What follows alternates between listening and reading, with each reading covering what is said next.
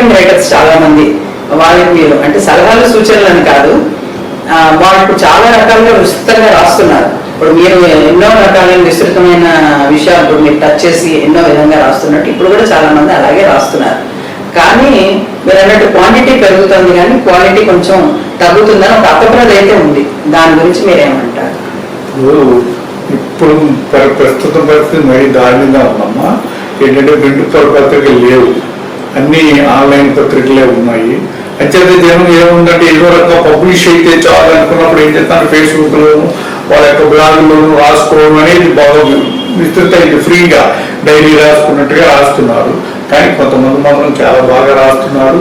వాళ్ళు అంత మజా కనిపిస్తుంది ఏదో చెప్పాలి ఇదని.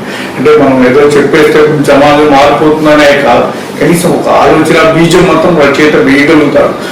ప్రతి కళ యొక్క ప్రయోజనం అదే, జనంలో ఒక చైతన్యం కొంచెమైనా సరే కదిలించడం, అది ముఖ్యం. అది చేస్తున్నారు.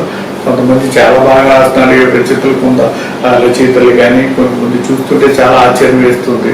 తక్కువ ఎక్స్పీరియన్స్తోనే అంత వాళ్ళు రాయడం అనేది అంటే ఒక సమాజాన్ని పరిశీలన ఒకటి ఉంది, తపన ఇంకా బాగుండాలి, సమాజం ఇంకా బాగుండాలి, మనిషి ఇంకా బాగా బాగాలన్న తపన వాళ్ళలో కూడా కనిపించడం, అది వల్లే వాళ్ళంత రాయగలుగుతున్నారు. మిగతా వాళ్ళు ఏదో పోర్చుగల్ కబుర్లు రాసినట్టుగా రాస్తున్నప్పటికీ ఇది మొత్తం గొప్ప అభినందించాల్సిన విషయం.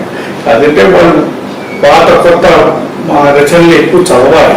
చదవకుండా ఏదో ఒక 5 అనుకున్నాం, లేదా ఒక ఇంగ్లీష్ బుక్ చదివాము, లేదా ఇంకో అట్లా ఆయన మాట్లాడలాగా రాసేసాము అన్నది కాకుండా వాళ్ళు పాత ఉండేవంటే కాళిదాసు నుంచి అన్ని చదివినట్లయితే, అటు గజాలని శ్రీశ్రీని కూడా చదివినట్టయితే కొత్త వాటితో కూడా కొంత ఇదనేది ఉన్నప్పుడు వాళ్ళకి ఫౌండేషన్ బాగుంటుంది, భాష బాగుంటుంది, శైలి శిల్పాలు బాగా పట్టుబడతాయి, మరింత బాగా రాసేయగలరు, మంచి పేరు తెచ్చుకోగలరు అన్న నమ్మకం నాకైతే ఉంది.